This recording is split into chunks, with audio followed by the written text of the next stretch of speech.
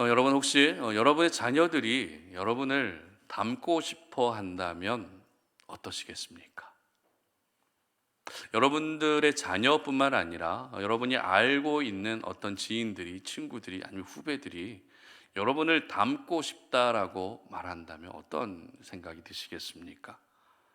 성격도 닮고 싶고, 삶의 방식도 닮고 싶고, 그리고 말하는 스타일도 닮고 싶고, 식성도 닮고 싶고, 체격과 몸매도 닮고 싶고, 가치관까지 닮고 싶다라고 하는 그런 이야기를 듣는다면 어떤 기분이 드시겠습니까?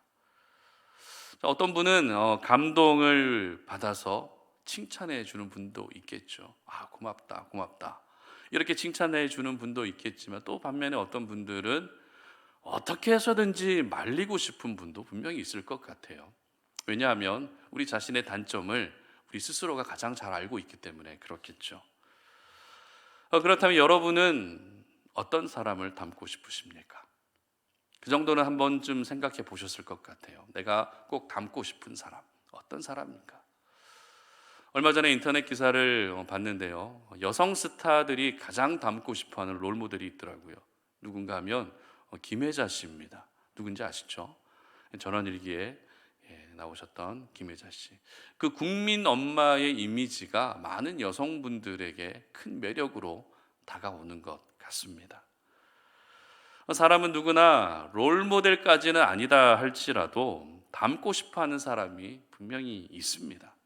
나도 저 사람처럼 되고 싶다.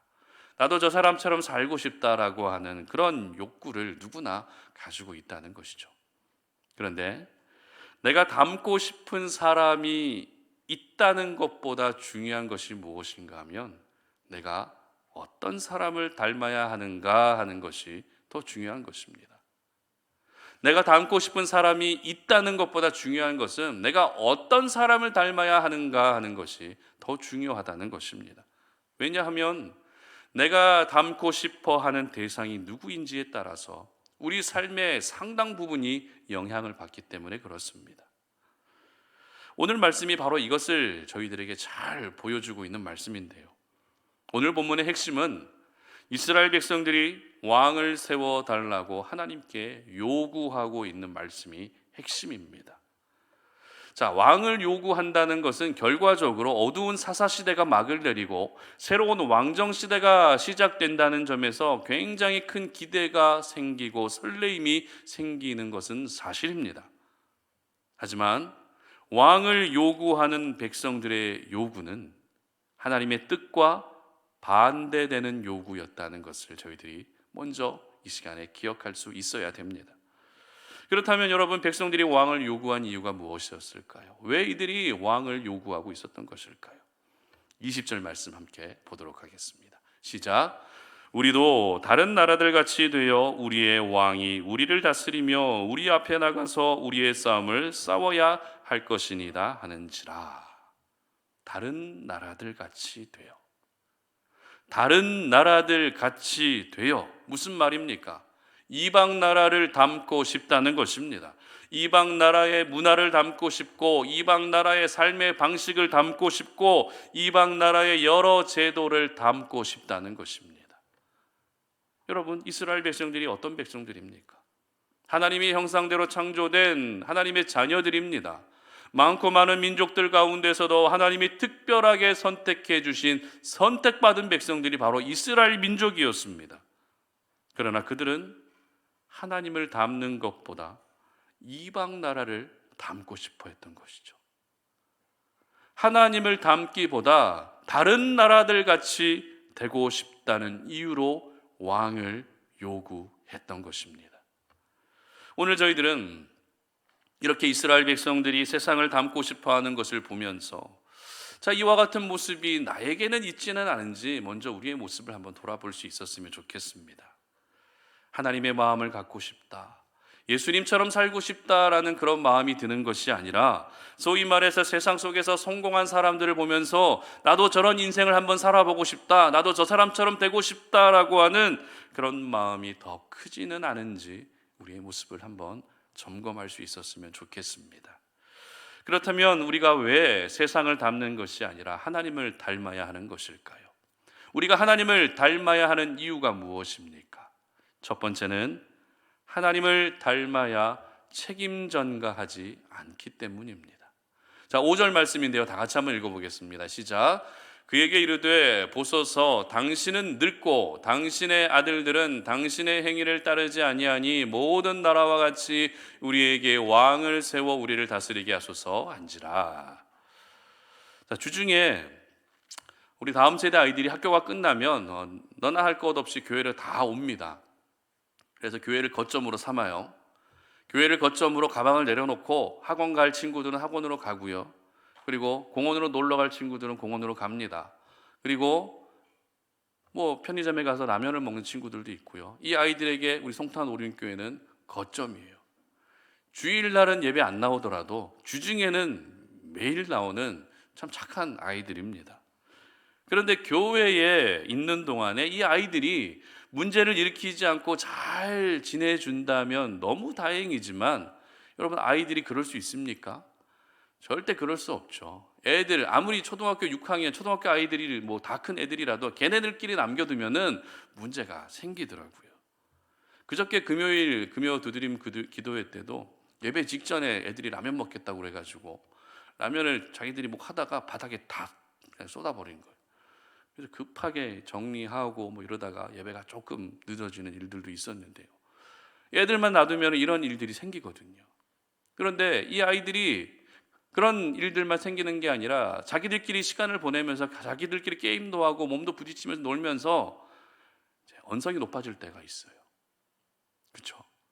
욕은 하지 않더라도, 욕하는 건 교회에서 이제 금지됐고 이 아이들이 너무 잘 알고 있기 때문에 이제 교회에서 욕은 하지 않습니다. 밖에 나가서는 할 수 있지만 교회에서는 안 해요. 그렇지만 욕은 안 하지만 여기까지는 하더라고요. 욕하면 바로 쫓겨나기 때문에 자기들이 어떻게 행동해야 되는지는 알아요. 욕은 하지 않지만 이렇게 자기들끼리 지내면서 언성도 높아지고 화를 내고 그럴 때가 있습니다. 그러면 어른으로서 어떻게 해야 됩니까? 제재를 해야 되죠. 싸우고 있으면 싸움을 말려야 되고요. 왜 그렇게 화가 났는지 물어봐야 됩니다. 그런데 이렇게 혼을 내는 과정에서 열이면 열, 백이면 백, 이 아이들에게서 찾아볼 수 있는 공통의 모습이 있어요. 어떤 모습일까요? 상상이 되시죠? 내가 한 게 아니라 제가 그랬다는 겁니다. 내가 먼저 시비를 건 게 아니라 제가 먼저 시비를 걸었고 제가 자꾸 신경 거슬리는 말을 했다고 자꾸 제 이야기를 해요. 물론 아이들 입장에서는 억울하기도 하죠. 하지만 이렇게 아이들에게서 너무나도 쉽게 책임을 회피하고 책임을 전가하는 모습이 너무 자연스럽게, 너무 당당하게 보여진다는 것이 참 가슴이 아팠습니다.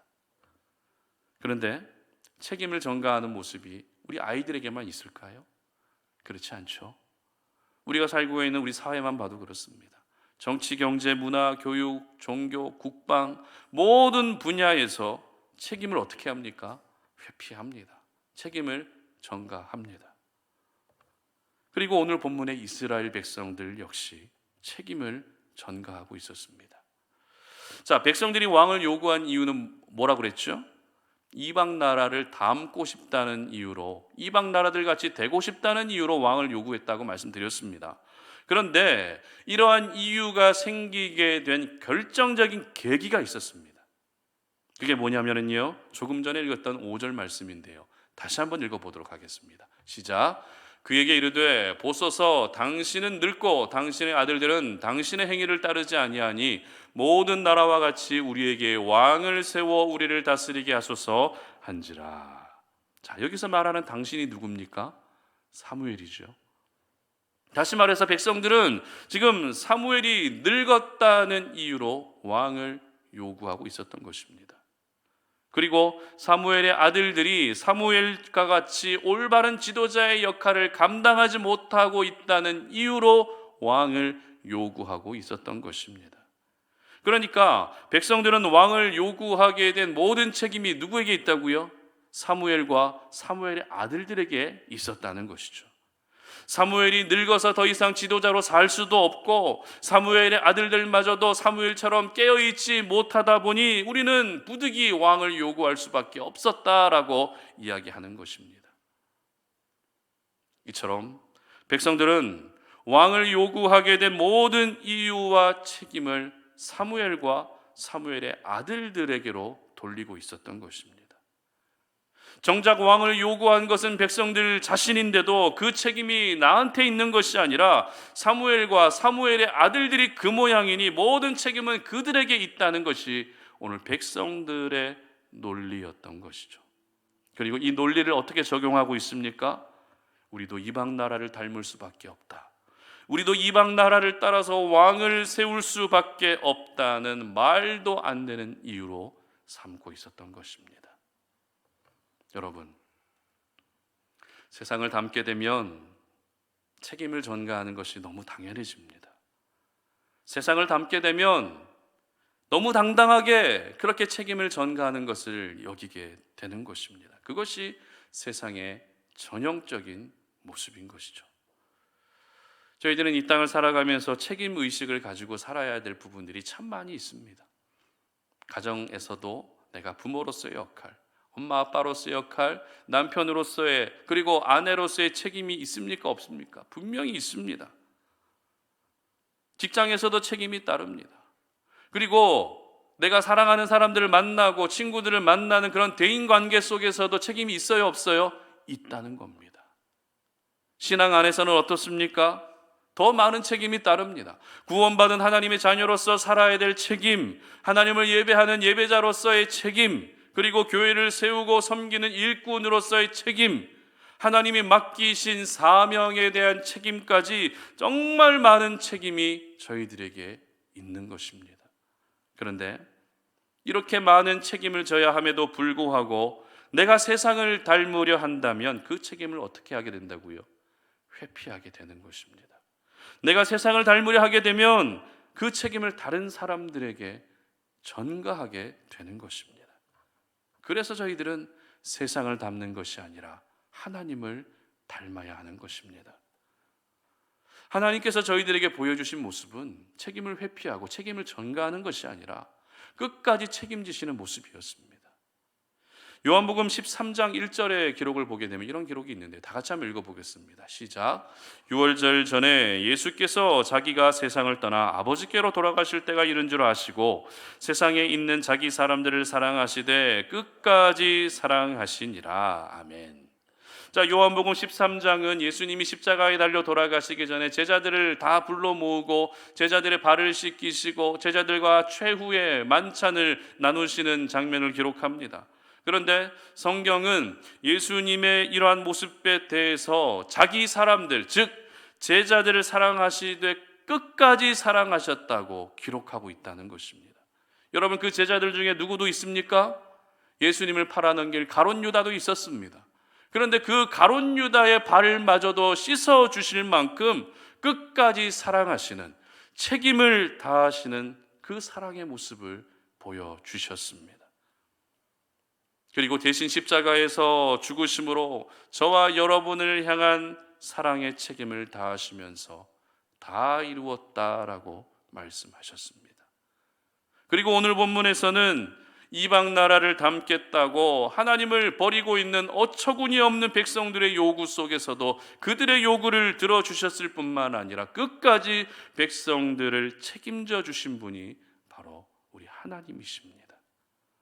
이처럼 우리 하나님은 책임을 피하는 분이 아니십니다. 책임을 누구에게도 전가하는 분이 아니십니다. 굳이 하나님이 책임지지 않아도 될 부분까지도 책임지실 만큼 언제나 모든 책임을 다해 주시는 분이 바로 우리 하나님이심을 믿으시기를 바랍니다. 그렇기 때문에 저와 여러분이 닮아야 할 대상이 누구입니까? 세상이 아닙니다. 이방 나라가 아닙니다. 바로 모든 책임을 다하시는 하나님을 닮을 수 있어야 하는 것입니다. 하나님을 닮을 때 책임을 전가하지 않게 되는 것입니다. 하나님을 닮을 때 책임을 전가하지 않는 그 모습까지도 우리가 닮게 되는 것입니다. 하나님을 닮을 때 저와 여러분이 이 땅 가운데서 감당해야 될 모든 책임과 사명을 다할 수 있게 되는 것입니다. 뿐만 아닙니다. 우리가 하나님을 닮게 되면 하나님 역시 저희들을 책임져 주십니다. 왜입니까? 바로 저희들은 하나님의 형상대로 창조된 그런 귀한 하나님의 자녀들이기 때문에 그렇죠. 부모가 자녀들을 위해서 모든 책임을 다하는 것처럼 우리의 영적인 아버지가 되신 하나님은 저와 여러분의 인생을 끝까지 책임져 주시는 그런 책임 있는 하나님이신 것입니다. 그러므로 우리 성도님들, 세상이 좋게 보일 때도 있습니다. 세상이 즐거워 보일 때도 있고요, 세상이 나에게 많은 것들을 줄 수 있을 것 같은 생각도 듭니다. 그러나 여러분, 세상을 닮지 마시고 하나님을 닮으시기를 바랍니다. 하나님을 닮게 되면 더 이상 세상이 부럽지 않습니다. 그리고 책임지며 살아가는 그 삶이 얼마나 행복한 것이고 얼마나 값진 것인지 알게 되는 것입니다. 바라기는 여러분 모두가 하나님을 닮으셔서 더 이상 책임 전가하지 않는 그런 귀한 하나님의 자녀들이 되시기를 주님의 이름으로 축복합니다. 두 번째는, 하나님을 닮으면 자기 행복을 우선하지 않습니다. 하나님을 닮아야 되는 두 번째 이유는요, 자기 행복을 우선하지 않기 때문에 우리는 하나님을 닮아야 한다는 것입니다. 19절 말씀 다 같이 한번 읽어보겠습니다. 시작. 백성이 사무엘의 말 듣기를 거절하여 이르되 아니로소이다, 우리도 우리 왕이 있어야 하리니. 자, 여러분, 한 가지 질문할게요. 여러분은 여러분 자신을 사랑하십니까? 여러분 자신을 사랑하시죠? 여러분 자신을 사랑하지 않는 분은 아무도 없을 겁니다. 자기 자신을 사랑하는 것을 뭐라 그럽니까? 자기애라고 이야기를 합니다. 그래서 자기 자신을 사랑하게 되면 뭐가 높아져요? 자존감이 높아집니다. 그런데 이 자기애가요, 잘못된 방향으로 가게 되면 그것은 자기애성 성격 장애로 나타나게 됩니다. 자기애성 성격 장애 들어보셨습니까? 자기애성 성격 장애라는 것은 자신의 행복, 자신의 만족을 위해서 주변의 모든 것을 도구로 여기는 것입니다. 그러다 보니 자기 행복을 위해서라면 상대방이 받게 될 고통과 스트레스와 불행을 별로 신경 쓰지 않는 것이죠. 예를 들어 볼까요? 내가 행복하기 위해서 취미생활 하는 분들 많이 계십니다. 그 취미생활을 함으로써 나는 행복해지지만 그로 인해서 가족들이 받게 될 피해에 대해서는 생각하지 않는 것이죠. 오직 나만 행복하면 돼, 나만 좋으면 돼, 나만 행복하면, 내가 행복하기 위해서라면 다른 사람들이 나를 위해 희생해 줘야지, 내가 행복해지기 위해서라면 다른 사람들이 참아줘야지 라고 생각하는 것이 바로 자기애성 성격 장애의 모습입니다. 분명 자기애는 필요합니다. 우리 스스로 우리 자신을 너무 사랑해 줘야 됩니다. 그래서 우리 자신의 행복도 분명 중요합니다.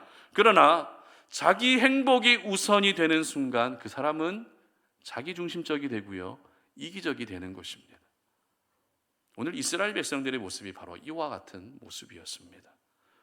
백성들은 왕을 요구합니다. 왕을 요구하는 것이 하나님을 버리는 것이었기 때문에 하나님도 사무엘도 그 요구를 즐겁게 받아들일 수가 없었습니다. 그러나 하나님은 백성들의 어처구니 없는 요구였지만 그 요구마저도 들어주십니다. 그리고 마지막으로 사무엘을 통해서, 왕을 세우기 전에 마지막으로 사무엘을 통해서 정말 너희들이 왕을 세우고 싶은지에 대해서 다시 한번 생각하게 하십니다. 어떤 방법으로요? 바로 왕을 세웠을 때 생기게 될 부작용에 대해서 말씀하십니다. 자, 본문을 한번 살펴보도록 하겠습니다. 11절 말씀인데요, 다 같이 한번 읽어봅니다. 이르되 너희를 다스릴 왕의 제도는 이러하니라. 그가 너희 아들들을 데려다가 그의 병거와 말을 어거하게 하리니 그들이 그 병거 앞에서 달릴 것이며. 자, 누구를 데려다가 싸움에 나갈 군사로 삼겠다고요? 너희의 아들들. 누가요? 너희들이 세운 왕이 너희들의 아들들을 전장에 밀어 넣는다는 것입니다. 그리고 12절 말씀도 보도록 합니다. 시작. 그가 또 너희의 아들들을 천부장과 50부장을 삼을 것이며 자기 밭을 갈게 하고 자기 추수를 하게 할 것이며 자기 무기와 병거의 장비도 만들게 할 것이며. 자, 누구를 데려다가 농사를 시키고 누구를 데려다가 일을 시킨다고요? 너희의 아들들. 누가요? 너희들이 세운 왕이 그렇게 한다는 것입니다. 그리고 13절 말씀도 보겠습니다. 시작. 그가 또 너희의 딸들을 데려다가 향료 만드는 자와 요리하는 자와 떡 굽는 자로 삼을 것이며. 자, 누구를 데려다가 왕궁에 살림을 시킨다고요? 너희의 딸들을 데려다가 살림을 시킨다는 겁니다. 누가요? 너희들이 세운 왕이. 이제 왕이 세워지게 되면 세워진 왕은 군대를 징집하게 됩니다. 그리고 노동력을 착취하게 될 것인데 누구를 대상으로 이 모든 일을 하게 된다고요? 바로 자녀들입니다. 다음 세대들입니다. 너희의 아들, 딸들을 군대로 모으게 되고 너희 아들, 딸들을 왕궁에 살림하는 일로 보내게 된다는 것입니다. 바로 이것이 부작용이었습니다. 내 자녀들이 굳이 하지 않아도 될 고생을 하게 되는 것이 바로 왕을 세웠을 때 생기게 될 부작용이었던 것이죠. 여러분 어떠십니까? 여러분의 아들이 가지 않아도 될 군대에 가고 왕을 위해서 논밭에 나가서 땀 흘려 그렇게 농사를 짓는다면 기쁨으로 보내주실 수 있겠습니까? 여러분의 딸들이 식모처럼 왕궁에 가서 왕을 위해서만 일한다면 과연 기쁘게 딸들을 보내줄 수 있으시겠습니까? 정상적인 생각을 가진 부모님이라면 차라리 내가 고생할지언정 내 자녀들만큼은 그렇게 시키고 싶지 않을 것입니다. 이것이 모든 부모님들의 공통의 마음입니다. 그런데 충격적인 것은 오늘 이와 같은 부작용에 대해서 이야기를 들었음에도 불구하고 백성들이 보인 반응이었습니다. 19절 말씀 보도록 합니다. 시작. 백성이 사무엘의 말 듣기를 거절하여 이르되 아니로소이다. 우리도 우리 왕이 있어야 하리니. 사무엘의 말을 단번에 거절합니다. 그리고 내 자녀들이 고생하는 일이 있더라도 우리는 왕을 세워야겠다고 끝까지 자기 주장을 펼칩니다. 여러분, 이 사람들을 과연 부모님이라고 말할 수 있을까요? 내 자녀를 사지로 몰아넣는 것에 대해서 전혀 양심의 가책도 느끼지 않는 백성들이 제대로 된 부모의 모습입니까? 그렇지 않습니다. 절대 그럴 수 없습니다. 그런데 백성들의 이러한 모습은 또 발견됩니다. 8절 말씀 함께 읽어봅니다. 시작. 내가 그들을 애굽에서 인도하여 낸 날부터 오늘까지 그들이 모든 행사로 나를 버리고 다른 신들을 섬김같이 내게도 그리하는도다. 자, 무슨 말입니까? 앞서 말씀드린 것처럼 왕을 세워달라는 요구는 하나님을 버리는 행위였습니까? 아니면 사무엘을 버리는 행위였습니까? 하나님을 버리는 행위였다는 것입니다. 그러면 이 일로 인해서 누구의 마음이 가장 아프고 누구의 마음이 가장 큰 상처를 받게 될까요? 바로 하나님이시죠. 하나님이 그렇게 큰 상처를 받게 되는데도 불구하고 백성들은 어떻게 이야기하고 있습니까? 왕을 세워달라는 것입니다. 그리고 18절 말씀도 보겠습니다. 시작. 그날에 너희는 너희가 택한 왕으로 말미암아 부르짖되 그날에 여호와께서 너희에게 응답하지 아니하시리라 하니. 자, 왕을 세웠을 때 여러 가지 부작용들이 있는데 이 부작용들 때문에 그때 너희들이 하나님께 부르짖어 기도해도 하나님 어떻게 하신다고요? 응답하지 않으시겠다는 것입니다. 기도를 들어주지 않겠다는 겁니다. 그런데도 백성들은 어떻게 이야기하고 있습니까? 그래도 왕을 세워달라는 것입니다. 그래도 우리는 이방 나라를 담겠다는 것입니다. 그래도 우리는 이방 나라들 같이 되고 싶다는 것입니다. 그래도 우리는 세상을 담고 싶다는 것입니다. 이것이 바로 자기애성 성격 장애에 빠진 이스라엘의 모습이었습니다. 나만 행복하면 내 자녀들이 고생하는 거 그 정도 할 수 있지. 나만 행복하면 하나님이 얼마든지 상처 받아도 괜찮지. 나만 행복하면 기도 응답되지 않아도 돼. 오로지 자기 행복만을 우선으로 여긴 백성들이었던 것입니다. 여러분, 세상을 담게 되면 자기 행복만을 우선으로 여기게 됩니다. 세상을 닮게 되면 자기 행복을 위해서 주변의 모든 사람들이 희생하는 것을 당연하게 여기게 되고, 그 사람들에게 또 희생을 강요하는 자기 행복 중심의 괴물이 되고 마는 것입니다. 여러분, 우리 하나님은 절대 우리 자신의 행복이 우선되는 삶을 기뻐하지 않으십니다. 우리가 행복하게 지내는 것은 좋아하시지만 그 자기 행복이 우선되는 것은 하나님이 원하지 않으신다는 것입니다. 오히려 나로 인해 하나님이 더 행복해 하시고, 나로 인해서 내 가족들과 나의 성도들, 함께 지내는 동역자들이 같이 행복해지는 것을 더 기뻐하시는 것이 하나님이시고, 그것이 바로 성경의 가르침이고, 그것이 바로 우리에게 원하시는 삶인 것입니다. 그래서 저희는 어떻게 해야 됩니까? 세상을 닮는 것이 아니라 하나님을 닮아야 하는 것입니다. 그렇다면 여러분 스스로에게 한번 질문해 볼 수 있었으면 좋겠습니다. 여러분은 어떠십니까? 여러분 이스라엘 백성들처럼 혹시 자기 행복이 우선되고 있지 않으십니까? 여러분의 행복을 위해서 주변에 사랑하는 사람들이 희생하는 것을 당연하게 여기고 계시지는 않으십니까? 내가 세상 속에서 어떻게 살아가든 나를 이해해 주기를 바라고 계시지는 않으십니까? 오늘 이 시간 우리 예수님께서 보여주신 사랑을 다시 한번 좀 생각해 볼 수 있었으면 좋겠는데요. 지금 저희들은 사순절 기간을 보내고 있습니다. 그리고 다음 주가 고난주간이고 4월 둘째 주가 부활주일이 되는데요. 예수님이 자기 행복을 위해서 십자가에서 돌아가셨습니까?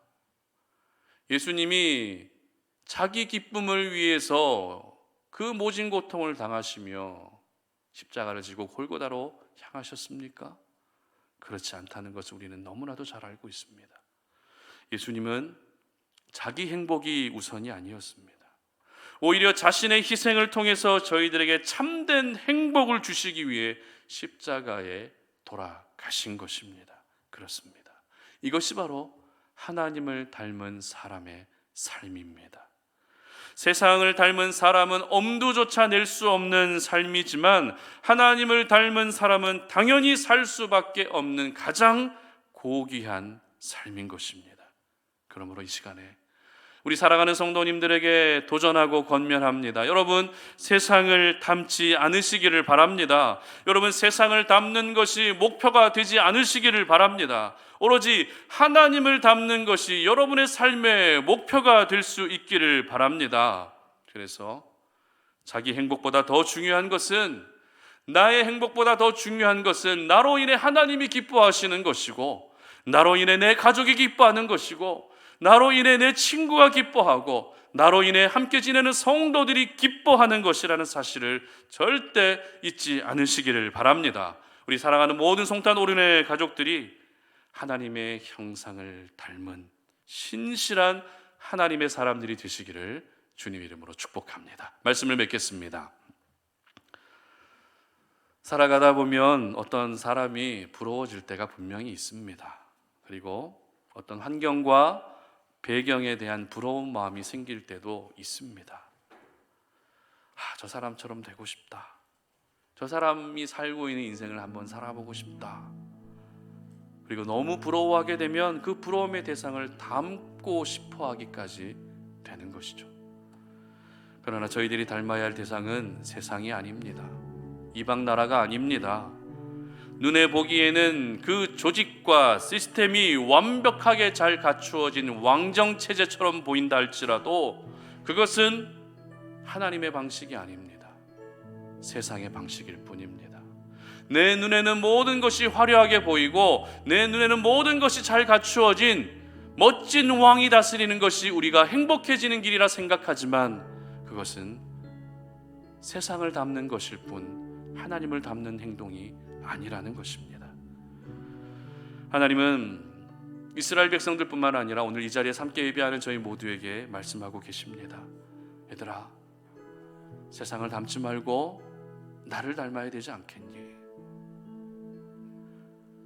나의 형상대로 지음받은 너희들 왜 자꾸 세상을 닮으려 하냐? 나를 닮아야 되지 않겠니? 이렇게 말씀하고 계신다는 것이죠. 2023년 송탄 오륜교회 표어가 다시 세상으로라고 하는 표어죠. 여러분, 우리가 다시 세상으로 나아가야 되는 이유가 무엇입니까? 왜 다시 세상으로 가야 되죠? 세상을 닮기 위해 세상으로 나가는 것입니까? 그렇지 않습니다. 하나님을 닮은 사람으로 세상 가운데 나아가서 그 세상을 변화시키라고 세상으로 나아가는 것입니다. 하나님을 닮은 모습으로 여러분의 가정에 나아가서 여러분의 가정을 변화시키고 여러분의 일터를 변화시키라고 다시 세상으로 나아가라고 말씀하고 계시는 것입니다. 저는 우리 모든 송탄 오륜의 가족들이 세상을 닮는 사람들이 아니라 하나님을 닮은 자녀들이 되셨으면 좋겠습니다. 우리가 하나님을 닮아야 책임을 전가하지 않는 것입니다. 하나님을 닮아야 내가 져야 될 모든 책임을 끝까지 지게 되는 것입니다. 하나님을 닮아야 자기 행복이 우선되지 않는 것입니다. 여러분 모두가 살아가는 그 삶의 모습도 하나님을 닮으시고 마음과 생각까지도 하나님을 닮으시고 가치관과 시선까지도 하나님을 닮으시기를 바랍니다. 그래서 호칭만 하나님의 자녀가 아니라 진짜 하나님을 닮은 이 시대 귀한 하나님의 사람들이 되시기를 주님의 이름으로 축복합니다. 우리 시간에 내 마음의 주를 향한 사랑이 함께 찬양하는 시간 갖도록 할 텐데요. 이 찬양을 통해서 내 마음에 주님을 향한 사랑이 넘쳐나고 나의 말엔 주님이 주신 진리로 가득하고 나의 눈에 주님이 주시는 눈물로 채워져서 항상 주님을 닮아가는 그런 귀한 삶을 살아갈 수 있는 그런 우리의 삶을 사모하면서 함께 찬양하도록 하겠습니다.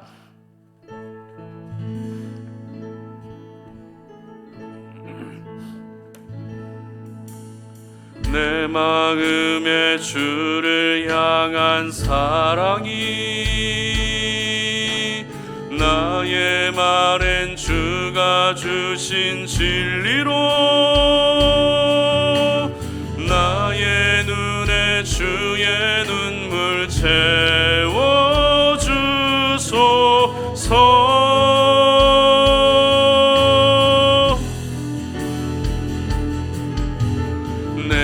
입술의 찬양의 향기가 두 손에는 주를 닮은 섬김이 나의 삶의 주의 흔적 남게 하소서.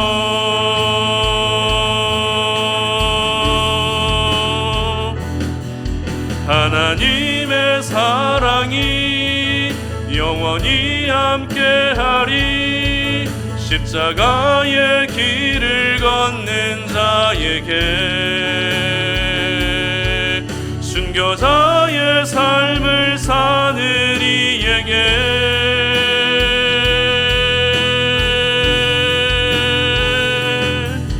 조롱하는 소리와 세상 유혹 속에도 주의 순결한 신부가 되리라. 내 생명 주님께 드리리. 하나님의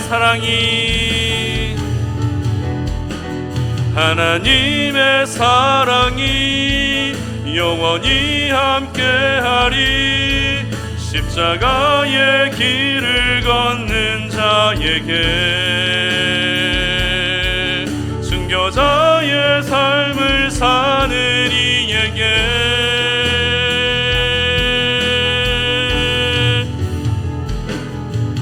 조롱하는 소리와 세상 유혹 속에도 주의 순결한 신부가 되리라. 내 생명 주님께 드리리. 아멘. 우리 이 시간에 오늘 들었던 말씀을 마음에 새기며 결단하며 기도할 수 있었으면 좋겠습니다. 하나님, 내가 세상 가운데 살아가면서 세상을 부러워하고 세상을 닮고 싶어 할 때가 참 많이 있었습니다. 그게 나쁜 건 아니지만 너무 세상을 닮고 싶어 하다 보니 하나님을 닮고 싶은 마음이 많이 줄어들었던 우리들의 모습을 이 시간에 내려놓습니다. 오늘 이스라엘 백성들처럼 우리도 이방 나라들 같이 되어 왕을 세워 주시옵소서라고 그렇게 이야기하고 있지만, 정작 이스라엘 백성들은 그것이 하나님을 버리는 행위임에도 불구하고 왕을 세워달라고 요구하고 있습니다. 자신의 행복을 위해서 자녀들의 희생을 강요하고, 자신의 행복을 위해서 상처받는 하나님도 당연하게 여기고, 자신의 행복을 위해서 기도 응답도 되지 않아도 된다고 여길 만큼 그렇게 자기 행복만을 생각하며 하나님 정말 자기 행복 속에 빠져서 그렇게 세상을 닮고 살아가려고 했던 이스라엘 백성들의 모습이 바로 나의 모습은 아닌지 우리의 모습을 돌아봅니다. 하나님, 내가 세상을 닮는 사람이 되지 않게 하시고 하나님을 닮아 살아가게 하여 주시옵소서. 하나님의 형상대로 지음받은 백성이기 때문에 내 모습 속에서 하나님의 형상이 보여지게 하시고 하나님의 향기가 나타날 수 있게 하여 주시옵소서. 더 이상 책임 전가하지 않기를 원합니다. 하나님, 내가 감당해야 될 모든 책임을 성실하게 감당할 수 있는 저희들 되게 하시고, 나의 행복이 우선이 아니라 나로 인해 하나님이 기뻐하시고 나로 인해 내 가족이 기뻐하고 나의 주변의 사람들이 기뻐할 수 있는 그런 성숙한 하나님의 자녀로 살아가게 하여 주시옵소서. 이 시간 함께 주여 한번 외치고 기도하며 나아갑니다. 주여, 살아계신 아버지 하나님 감사합니다. 하나님 오늘 이 시간에 우리가 주의 말씀 앞에 우리의 모습을 돌아봅니다. 하나님 은혜를 베풀어 주셔서 아버지 하나님 우리 가운데 귀한 은혜를 베풀어 주셔서 하나님 우리가 세상을 닮아가는 사람이 아니라 하나님을 닮은 사람으로 살아갈 수 있도록 은혜 베풀어 주시기를 원합니다. 하나님, 내 모습 속에서 과연 하나님의 모습이 얼마나 보여지고 있는지, 내 모습 속에서 얼마나 그리스도의 형상이 나타나고 있는지 우리의 모습을 돌아봅니다. 하나님, 세상을 닮고 싶어 했던 우리의 모습들, 이방 나라를 닮고 싶어 했던 우리의 모습들, 세상 가운데서 잘 나가는 사람들을 본받고 싶어 했던 우리의 모습들, 그것이 우선이 아니라 하나님 아버지, 우리가 하나님을 닮는 것이 먼저가 되게 하여 주시옵소서. 하나님을 닮아갈 때 내가 감당해야 될 모든 책임을 질 수 있음을 믿습니다.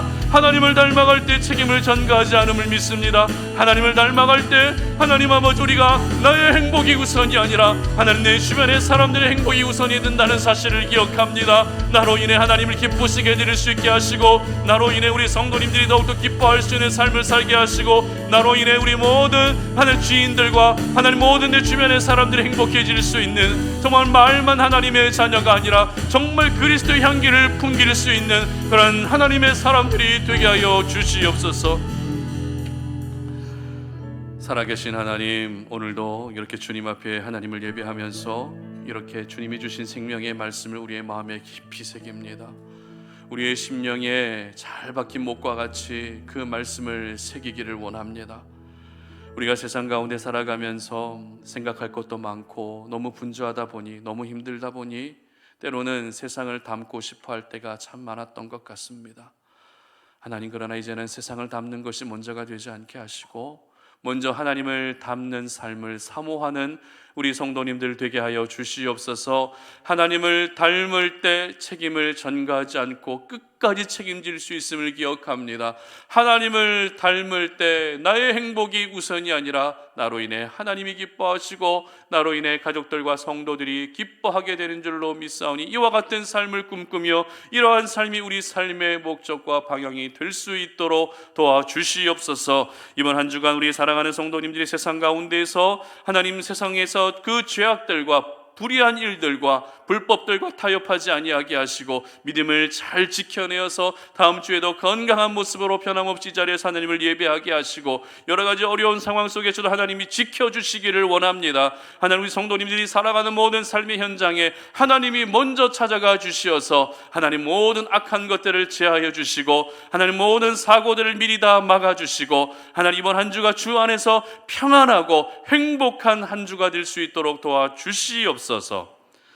이제는 우리 주 예수 그리스도의 은혜와 하나님 아버지의 끝없는 사랑과 성령의 교통하심이 주님 앞에 예배하면서 우리가 세상을 닮는 삶이 아니라 하나님을 닮는 삶을 사모하고, 그렇게 하나님을 닮음으로 말미암아 책임 전가하지 않고 자기 행복만을 위해서 사는 것이 아니라 정말 하나님이 원하시는 삶을 살기를 소망하는 우리 모든 성도님들 머리 위에 이제로부터 영원토록 함께 하시기를 간절히 축원하옵나이다. 아멘.